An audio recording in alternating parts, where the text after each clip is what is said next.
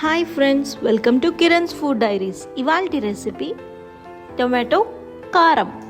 దీనికి కావాల్సిన ingredients: oil, వెల్లుల్లి రెబ్బలు, మెంతి పిండి, పసుపు, ఉప్పు, కారం. ముందుగా టమాటాలు నాటువి తీసుకొని శుభ్రంగా కడుక్కొని ఇప్పుడు చూపిస్తున్న విధంగా కట్ చేసుకొని పెట్టుకోవాలి.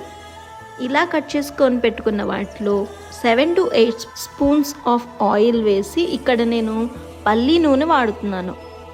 దాంట్లోనే చిటికెడు పసుపు, 1/2 స్పూన్ మెంతిపిండి, దంచి పెట్టుకున్న వెల్లుల్లి రెబ్బలు, ఉప్పు 2.5 స్పూన్లు, కారం 3 స్పూన్లు వేసి బాగా కలుపుకొని మూత పెట్టుకొని పక్కనుంచాలి.